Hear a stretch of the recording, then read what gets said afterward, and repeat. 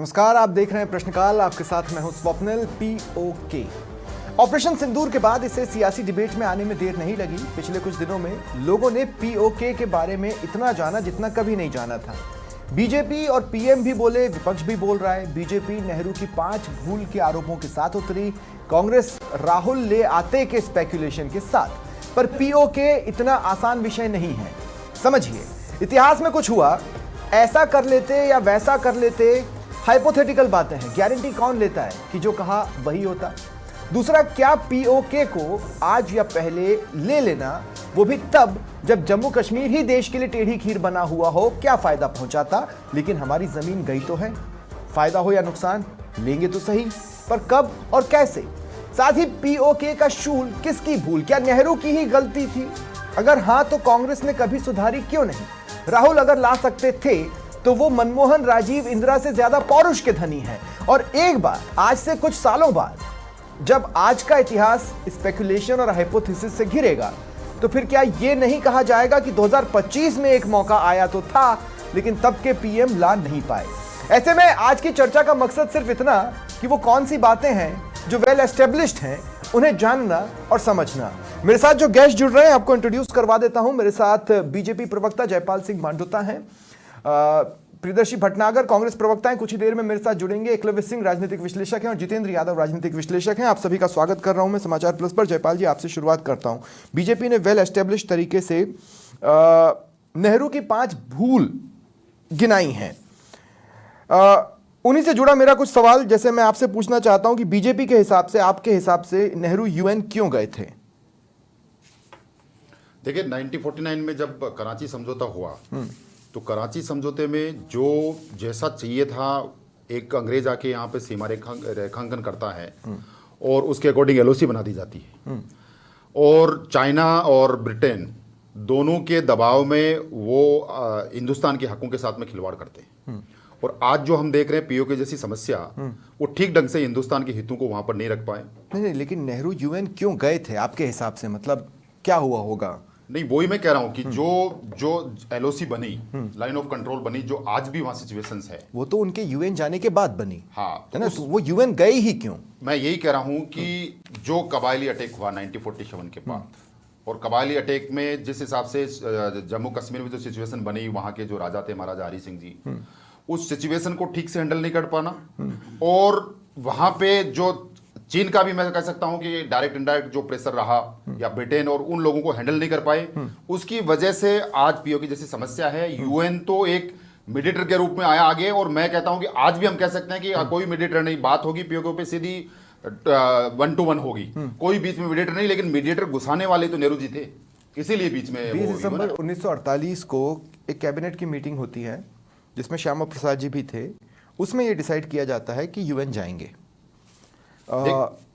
देखिए, कैबिनेट में वो हिस्सा थे, इसमें कोई शक नहीं है। बट कैबिनेट में जो उस समय निर्णय, जो तत्कालीन निर्णय लेने वाले लोग थे, वो तो सबको पता है कौन थे, और उन निर्णयों में क्या हुआ। और आज जैसे आपने हेडिंग दिया है, ये पीओके की भूल, तो ये भूल वास्तव में आज है कि लम्हों ने खता की, सदियों ने सजा पाई। जो लम्हों ने, नेहरू जी ने जो गलतियां की, उसकी सजा आज भी हिंदुस्तान पा रहा है। नहीं तो, लेकिन जयपाल जी, अब जैसे मैं आपसे एक बात कह रहा हूं कि नेहरू को क्या करना चाहिए था, और क्या वो एक हाइपोथेटिकल सिनेरियो नहीं होता, कंसिडरिंग ये कि जिस वक्त ये सब हो रहा था, उस वक्त जनरल के तौर पर लॉर्ड माउंटबेटन यहाँ पर अपॉइंटेड थे, और चूंकि चुनी हुई सरकार तब तक बनी नहीं थी, वो उसको लीड कर रहे थे।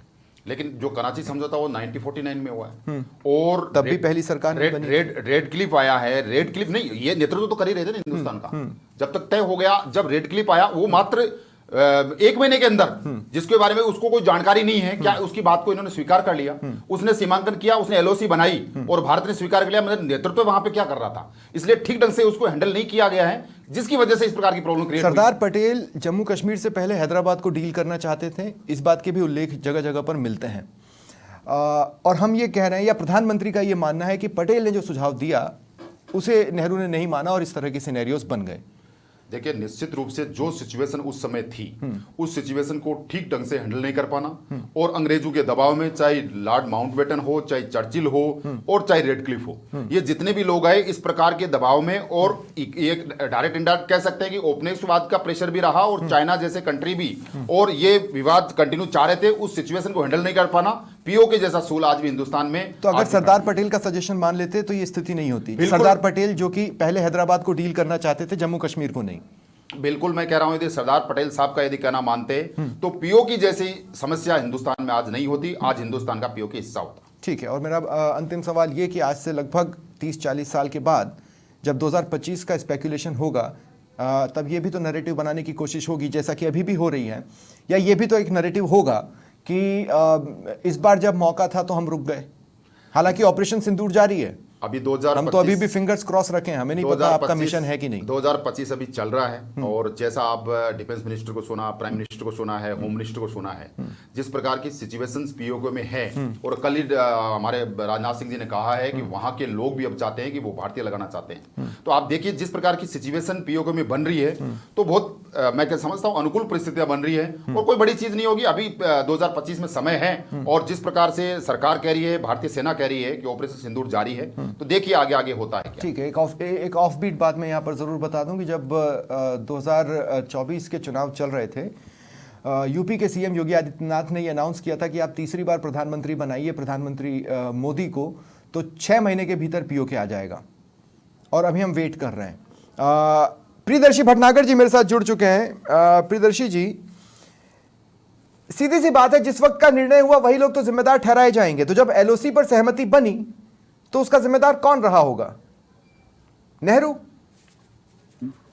देखिए, नेहरू जी का वो कोई सेपरेट निर्णय नहीं था, पूरा मंत्रिमंडल के द्वारा ये निर्णय लिया गया था। वो उस समय के तत्कालीन व्यवहारिक और बिल्कुल बढ़िया निर्णय था, उसी की वजह से आज ये कश्मीर है, लेकिन वो तो उसे स्पेशल केस मान रहे थे ना, कश्मीर होने से बचाया गया। नहीं, मैं नहीं कह रहा हूं, लेकिन खुद नेहरू ने कहा था ना कि जम्मू कश्मीर एक स्पेशल केस है। हरि सिंह से कहा कि इसको स्पेशल केस है, और बाद में उन्होंने ये भी कहा कि मैं तो इसे स्पेशल केस ही मानकर चलता।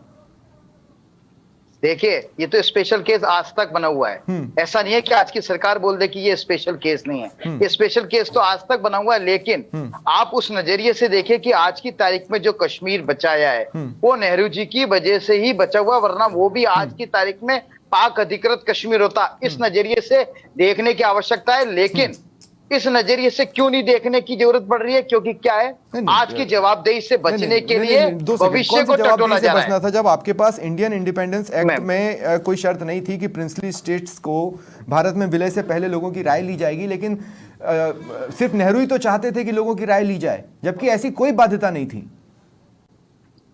देखिए, सिर्फ एक नेहरू जी के चाहने से कुछ भी नहीं हुआ, पूरा मंत्रिमंडल ने लिया। उस समय आज इस देश को लीड कर रहे थे लॉर्ड माउंटबेटन, उनके द्वारा ही, और दोनों, और ऐसा नहीं है कि सिर्फ नेहरू जिम्मेदार नहीं थे, नेहरू कैबिनेट जिम्मेदार थी। पाकिस्तान को भी लीड कर जी, तो अगर नेहरू जिम्मेदार नहीं थे तो नेहरू कैबिनेट जिम्मेदार थी आपके तर्कों के हिसाब से।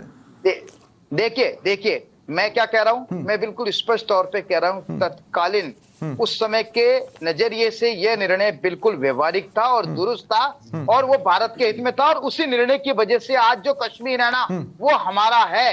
अब इसको आप उस नजरिए से देखें कि आधा गिलास खाली है कि आधा गिलास भरा है। कुछ लोग कहेंगे कि आधा गिलास खाली है, बताइए, कुछ लोग कहेंगे आधा गिलास लेकिन भरा उससे हुआ है। पहले प्रियदर्शी भाई, अभी आपके तेलंगाना के सीएम ये कह रहे हैं कि राहुल होते तो पीओके ले आते, तो मैं कह रहा हूं इतने समय से कांग्रेस कभी भी तो ला सकती थी ना, क्यों नहीं ला पाई?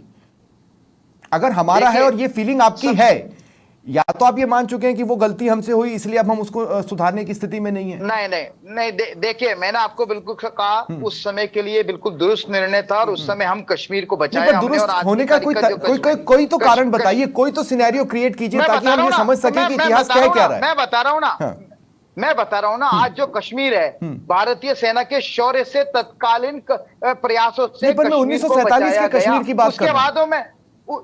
बिल्कुल, मैं उसी कश्मीर की बात कर रहा हूं। उस समय यूएनओ के हस्तक्षेप से सीज फायर किया गया, यूएन में आप ही गए थे, किया गया, तो उस समय नहीं, मैं बता दूं, उस बिल्कुल मैं मान रहा हूं, इतिहास को बदला नहीं जा सकता।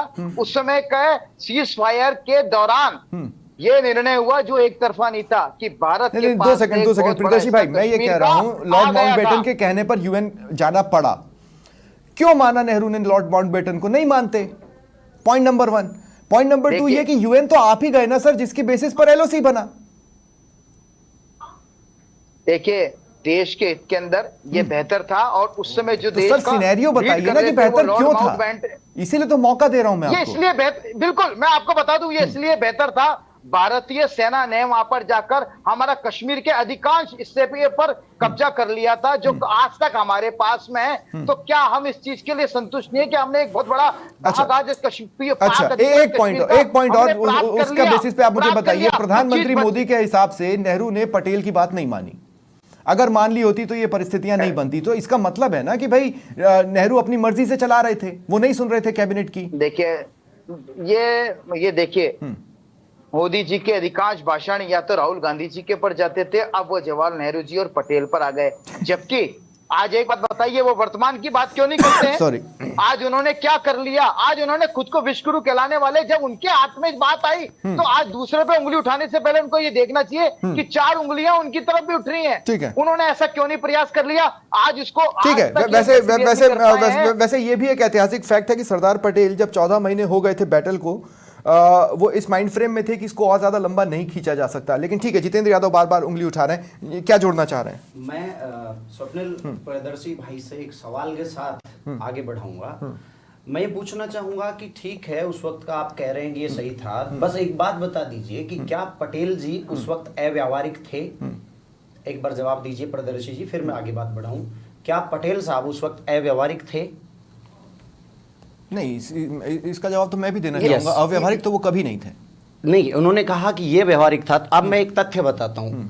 29 जून सन 1948 को पटेल ने तत्कालीन राष्ट्रपति राजेंद्र प्रसाद को एक पत्र लिखा, और उस पत्र में, इस पत्र का उल्लेख 2010 को नेशनल बुक ट्रस्ट ने किताब छापी, नेहरू पटेल समझौता, उसके पेज नंबर 444 में साफ लिखा है कि पटेल कहते हैं कि अगर नेहरू चाहते तो ये स्थिति नहीं होती, वो पीओके हमारा ही होता। एक तथ्य।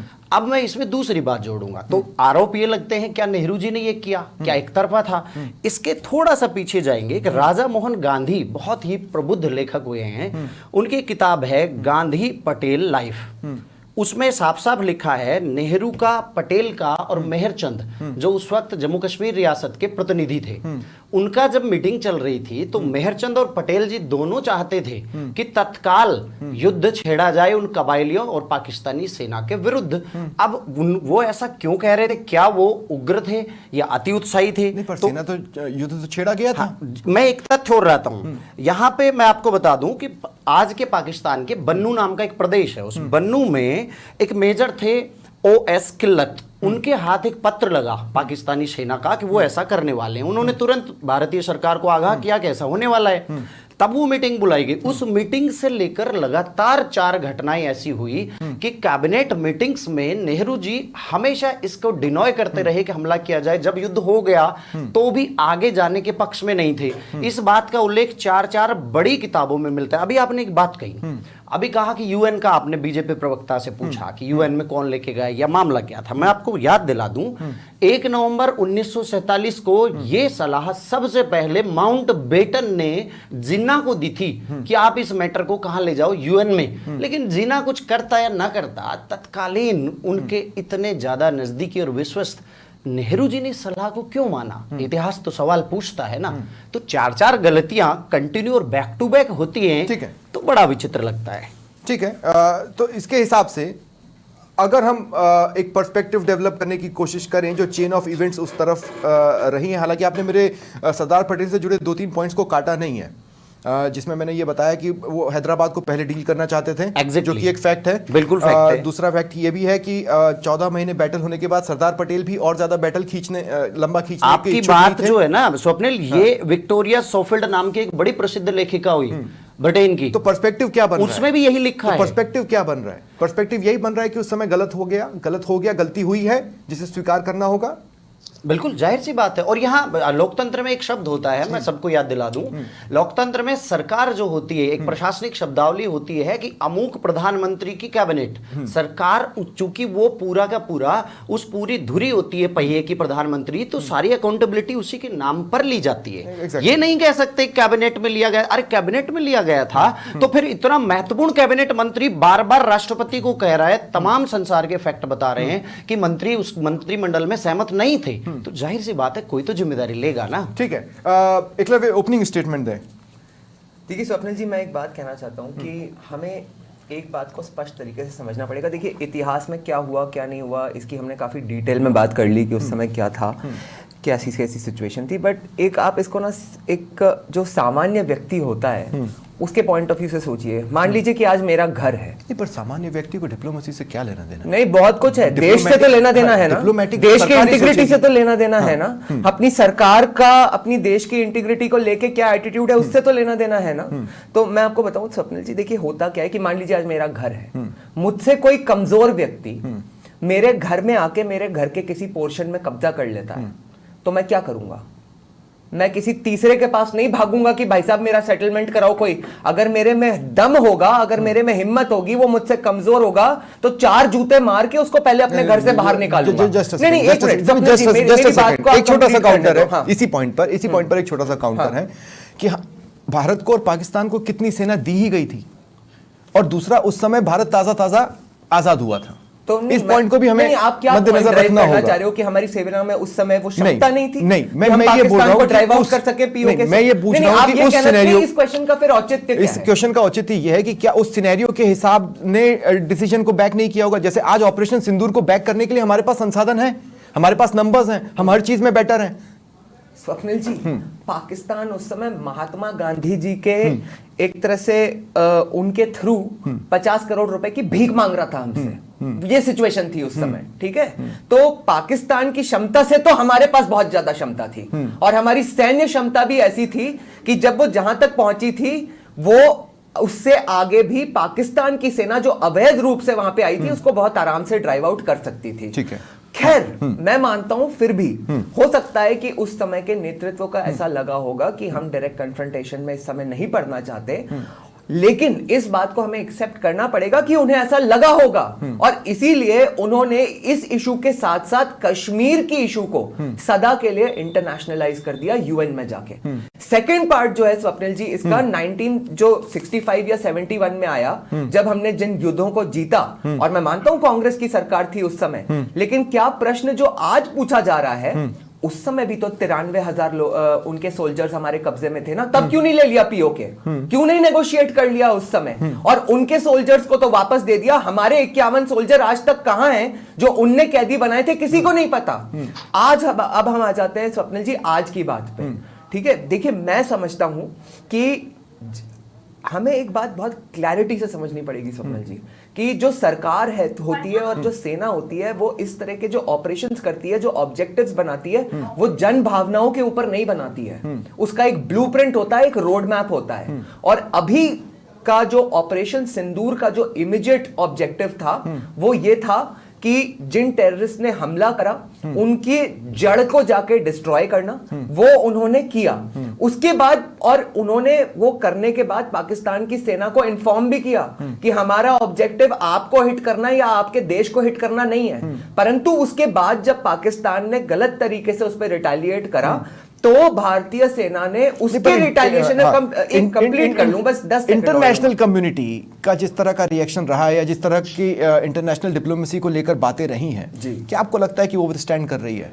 नहीं, इंटरनेशनल डिप्लोमेसी का मैं मतलब समझा नहीं, कोई कंट्री हमारे पक्ष में नहीं बोला में हुआ, या ऑपरेशन सिंदूर के बाद कि हम भारत के साथ हैं, या हम भारत के साथ हैं, हम भारत के साथ हैं वाले वॉइसेस तकरीबन नेग्लिजिबल रहे इंटरनेशनल कम्युनिटी में। जी मैं बड़ा इस चीज में एक बहुत क्लियर हूं, जहां तक मेरी आज तक की जो इतिहास की समझ है, और आज भी जो मैं देख रहा हूं, जो रशिया इजराइल रशिया यूक्रेन के कॉन्फ्लिक्ट में जो चल रहा है, चाहे वो इजराइल और पैलेस्टाइन का कॉन्फ्लिक्ट जो चल रहा है, जो युद्ध होते हैं और जो इस तरह के मिलिट्री कन्फ्रंटेशंस होते हैं, वो दुनिया में आपके पास किसका किसका सपोर्ट है, इससे ज्यादा अपनी सैन्य क्षमता और जैसे क्रूड शब्दों में कहा जाए तो अपनी औकात पे लड़े जाते हैं। तो और मैं समझता हूं तो पॉसिबिलिटी थी पीओके इस बार नहीं, ऑपरेशन सिंदूर के एक्सटेंशन में पॉसिबिलिटी थी नहीं, पॉसिबिलिटी है। और मैं समझता हूं कि उस पे काम किया जा रहा है, उसका एक विजन के साथ काम किया जा रहा है। उसका जो सबसे बड़ा न्यूक्लियर बॉम्ब है वो ऑलरेडी गिरा दिया गया है, जो कि इंडस वाटर ट्रीटी का सस्पेंशन है। और मुझे लगता है कि उसमें 2-3 साल जो उसके डेटोनेशन में समय लगेंगे, पाकिस्तान के टुकड़े अवश्य होंगे। जयपाल जी, मैं एक राउंड और सबके पास जाऊंगा और उसके बाद इस डिबेट को क्लोज करूंगा। मैं एक चीज पूछना चाह रहा था, जैसे अभी हाल ही में पेंटागन की एक रिपोर्ट काफी वायरल हुई जिसमें नक्शे में पीओके को पाकिस्तान का हिस्सा दिखाया गया। क्या हमने ऑब्जेक्शन रेज किया है? क्या हमने उसको स्ट्रांगली कंडेम किया है? क्या हम उस पर भी ईगो में नहीं आएंगे?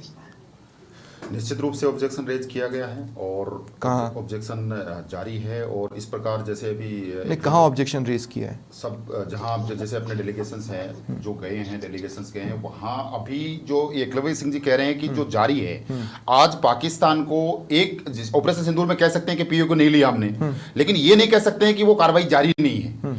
आज हमारी जो भी डेलीगेशन है सबसे पहले पाकिस्तान को इंटरनेशनल लेवल पे बेनकाब करना है, पाकिस्तान की जो करतूत है उसके बारे में विश्व को बताना है। वो काम भारत कर चुका है। और तो आप किस चीज का इंतजार कर रहे हैं? मतलब मैं ये कह रहा हूं कि जब आपके पास नेहरू की एक मिस्टेक को सुधारने का पूरा मौका है। तो एक मिस्टेक नहीं, नेहरू जी 1947 में, उसके बाद में जैसा अभी ये चर्चा कर रहे थे 93,000 सैनिकों की चर्चा है, उसके बाद में थार पारकर जिला है 1965 के युद्ध में। पर कुछ गलतियों को तो नहीं सुधारा जा सकता, कुछ तो सुधारी जा सकती है। आज मैं कह रहा हूं, दावे के साथ कह रहा हूं आपको कि जो ऑपरेशन सिंदूर जारी का मतलब यही है कि पाकिस्तान को इंटरनेशनल लेवल पे बेनकाब करना, उसकी करतूतों के बारे में विश्व को बताना। और वो अनुकूल परिस्थितियां आज पीओके में बन रही है, पीओके के लोग वहां आंदोलन कर रहे हैं, मूवमेंट कर रहे हैं और वो परिस्थिति अनुकूल है। 2025 इंटरेस्टिंगली अभी थोड़ी देर पहले ये डिबेट चालू होने से पहले मैं और एकलव्य भी बात कर रहे थे, हम जब पीओके को काउंट करते हैं तो हम सिर्फ पीओके की लैंड को काउंट कर रहे हैं या वहां की पॉपुलेशन को भी काउंट कर रहे हैं? स्वप्निल जी, एक छोटी सी बात है, मैं बीच में सॉरी इंटरप्ट कर रहा हूं क्योंकि एक रेलेवेंट पॉइंट है। आपने इसी डिबेट के दौरान एक बात कही कि कांग्रेस ने ये कहा है कि अगर राहुल होते तो पीओके ले लेते। मैं पूछना चाहता हूं, हमने इतना इतिहास तो डिस्कस कर दिया और माननीय कांग्रेस प्रवक्ता ने कहा भी कि हमें वर्तमान की बात करनी चाहिए। चलिए, जो इतिहास में हुआ उसे एक बार के लिए छोड़ते हैं। आप पीओके की तो बात छोड़िए, अभी जो हमारा जो कश्मीर है, भारत का कश्मीर, उस कश्मीर को अभिन्न अंग बनाने के लिए भारत का जब 370 आर्टिकल को एब्रोगेट किया तो उसको किसने अपोज किया? अरे अपने कश्मीर को तो आप बनाने के लिए अपना अभिन्न अंग को अपोज करते हो और बात करते हो पीओके लाने की। ये कांग्रेस से ये प्रश्न तो पूछा जाना चाहिए। ठीक है, मैं उस पर जाऊंगा, लेकिन उससे पहले जयपाल जी की बात अधूरी रह गई। हाँ, तो मैं ये कह रहा था कि इस सिचुएशन में यदि आप पीओके की बात करें तो पीओके की लैंड और सभी आते हैं। जब पीओके के लोग इस स्तर पे पाकिस्तान में जो हालात बने हुए हैं आज, वो युद्ध की स्थिति में देखा कि सीज फायर के लिए कहां दौड़ा, ये पूरे देश ने देखा, कांग्रेस ने देखा कि नहीं पता नहीं। बट ये तो इसका मतलब यह है कि जब आप पीओके की बात कर रहे हैं तो वहां मौजूद लोगों की भी बात कर रहे हैं, जबकि अगर कोई किसी के घर पर कब्जा कर लेता है और घर जब वापस मिलता है तो उस घर में जिन लोगों ने कब्जा किया था उनको हम अपने परिवार का हिस्सा नहीं मानते, उनको वहां से हटाते हैं। नहीं, देखिए जो सिचुएशंस वहां पे है, जिस प्रकार के हालात है कि आज हिंदुस्तान और पाकिस्तान के यदि कंपेयर करें और लाइफ की यदि बात करें तो वो लोग आज जो हिंदुस्तान के लोग अपने आप को कंफर्टेबल फील करते हैं वैसा लाइफ वो जीना चाहेंगे। तो क्या दिक्कत है? पीओके के आ रहा है, मिलाएंगे हिंदुस्तान में, इस प्रकार के प्रयास जारी है, इंटरनेशनल पे जारी है। ठीक है प्रियदर्शी भाई, मुझे एक बात बताइए कि राहुल गांधी पीओके ले आते, राहुल गांधी पीओके ले आते, अब ये स्पेकुलेशन का बेसिस क्या है मुझे नहीं समझ में आया। मैं आपसे ये पूछ रहा हूं कि क्या इतिहास में उस एक घटना के बाद जिसे नेहरू की भूल माना जा रहा है या कहा जा रहा है, आप इसको किसी भी ग्रामर में ले सकते हैं, मैं आपसे ये पूछ रहा हूं कि उसके बाद क्या एक बार भी ऐसा मौका नहीं आया था? आप एक देश को तोड़ सकते हैं लेकिन उस देश से अपना हिस्सा नहीं ले सकते। देखिए, आज भविष्य के बारे में तो बात नहीं की जा रही, वर्तमान के बारे में बात नहीं की जा रही, लेकिन फर्स्ट राउंड में मेरा उनसे ये सवाल था कि ऑपरेशन सिंदूर मतलब पीओके से पहले क्यों रुक रहा है? जी देखिए, आज सबसे पहली चीज ये है कि इस तरीके का माहौल और ये क्रिएट करने के लिए भारतीय जनता पार्टी सफल हो गई है कि इनके जो वर्तमान के जो काम है उस पर उंगली नहीं उठाई जाए। सबसे पहली चीज तो क्या ये ऑपरेशन आज भी जारी है? क्या इन्होंने सिंधु जल समझौता, ऑपरेशन सिंदूर जारी है, इसमें कंफ्यूजन कहां है प्रियदर्शी भाई? ऑपरेशन सिंदूर जारी है, इसमें कंफ्यूजन कहां है? ऑपरेशन सिंदूर तो जारी है। इनका कहना है की जो रैलियां निकल रही है, ये क्या इनकी ऑपरेशन का भाग है? ये सिंदूर बांटना क्या इन्हीं ऑपरेशन का भाग है? सिंदूर कहां बांटा जा रहा है दादा? सरकार ने खारिज तो कर दिया। नहीं तो आज ये बैकफुट पर क्यों है?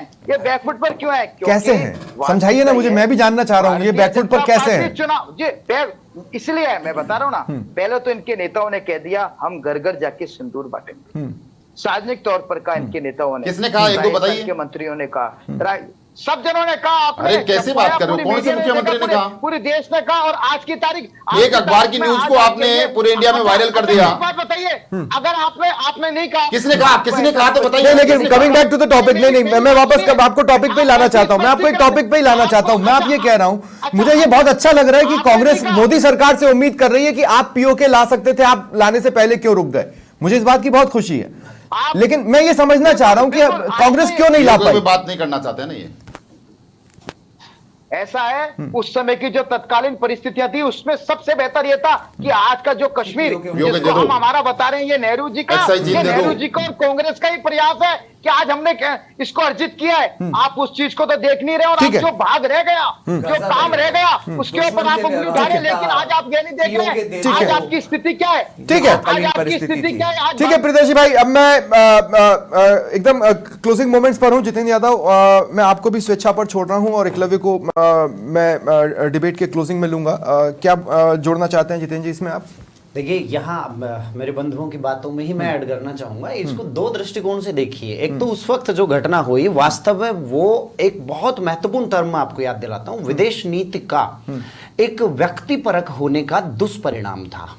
विदेश नीति बेशक कहने को प्रधानमंत्री के इर्द गिर्द घूमती है, परंतु यहाँ ध्यान रखना चाहिए, मैं थोड़ा सा आमजन के लिए सरल कर दूं, वामपंथियों में एक टर्मिनोलॉजी चलती है जिसे लोकतांत्रिक केंद्रवाद कहते हैं। 370 के लिए प्रस्ताव कौन लाया था संविधान सभा में? हाँ, मैं आता हूँ उस पर आता हूँ। व्यक्ति परक होने की हम बात कर रहे हैं, तो फिर तो इस फैक्ट को भी मैं करना होगा। स्पष्ट कर दूं, मुझे एक बार इस पर बोलने दीजिए कि उस वक्त की जब 3-3, 4-4 बड़े उदाहरण है, अंतर्राष्ट्रीय मीडिया में है, सब जगह है कि सबको दरकिनार, लोकतांत्रिक परंपराओं, कैबिनेट सबको दरकिनार करके इस एक भूल को काउंट मत करो, इसके साथ कुछ और बातें भी जोड़ता हूं, जैसे पंचशील समझौता, जैसे उस वक्त की नेहरू कालीन विदेश नीति को जब आप समीक्षा करते हैं तो अनेकों भूल उस वक्त यथार्थवादी नजर नहीं आती है, पूरी तरह अव्यवहारिक यानी एथिकल और उनके अपने नैतिक दृष्टिकोण पर केंद्रित नजर आती है। लेकिन आज, अब मैं इस प्रश्न पर आता हूं कि आज पीओके क्यों नहीं लिया बीजेपी ने? अभी तक हम उस पर भी बात करते हैं। देखिए, विदेश नीति परिस्थितिगत होती है, इसका मतलब वो यथार्थवादी है।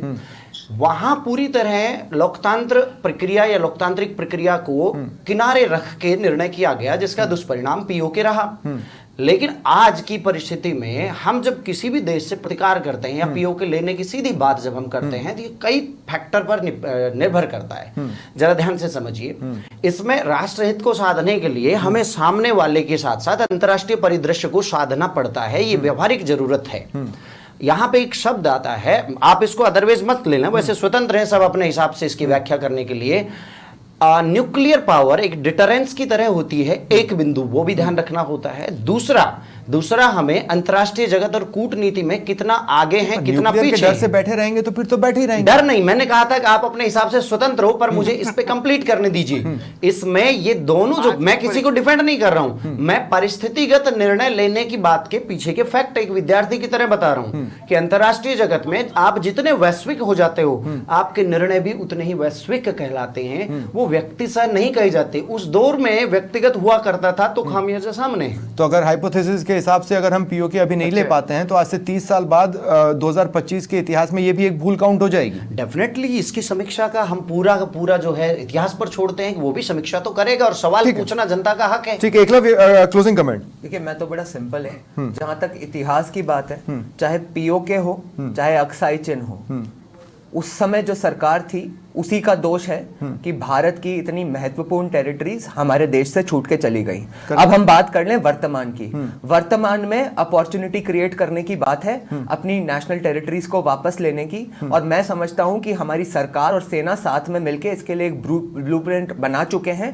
वो उसके लिए प्रोफेशनल सरकार और प्रोफेशनल आर्मी की तरह प्रोसीड कर रहे हैं और आने वाले समय में जहां तक मैं देख पा रहा हूं 100% हम पीओके वापस लेंगे और जो हमारा मेन ऑब्जेक्टिव है कि पाकिस्तान स्पॉन्सर्ड टेररिज्म को हम एलिमिनेट कर पाए, वो पाकिस्तान के टुकड़े करके होगा। सवाल तो फिर वो कब और कैसे पे चला जाता है, लेकिन इसके बावजूद भी मैं एकलव्य पूछना चाहता हूं कि जैसे 1947 से 49 तक की जो पूरा घटनाक्रम रहा, उसको जब हम एक पर्सपेक्टिव में रखने की कोशिश करते हैं तो हमें उसमें हमारी खामियां नजर आती हैं।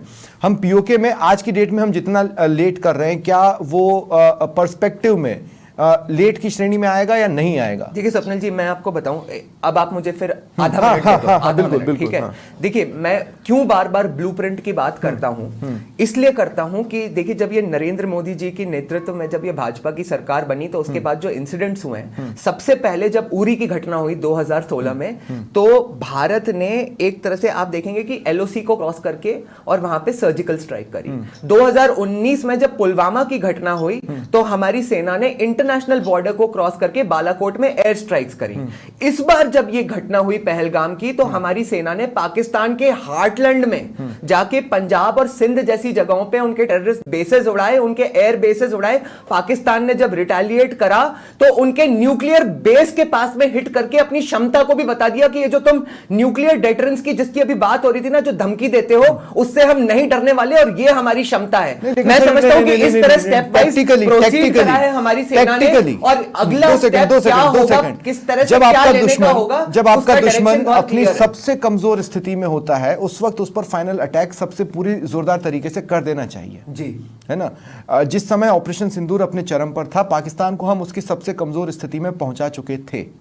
नहीं मतलब आप ऐसा सोच सकते हैं क्योंकि एक आम व्यक्ति की दृष्टि से हमें ऐसा दिखाई दे रहा था, परंतु जो इंडस वाटर ट्रीटी की वजह से जो वहां पे इकोनॉमिक डिटेरियोरेशन हो रहा है और जो एक्सपेक्टेड है 1-2 साल में, और उसके बाद जो सैन्य क्षमता भी जो हमारी है, दोनों में जो अंतर है, मैं समझता हूं कि हो सकता है कि 1-2 साल के बाद वो जो उसको लेने की जो रिस्क हो वो और एलिमिनेट हो जाए और वो आप टाइम हो उसको लेने का। ठीक है, बहुत बहुत शुक्रिया आप सभी का मेरे साथ जुड़ने के लिए और चर्चा में शामिल होने के लिए। फिलहाल इतना ही, नमस्कार।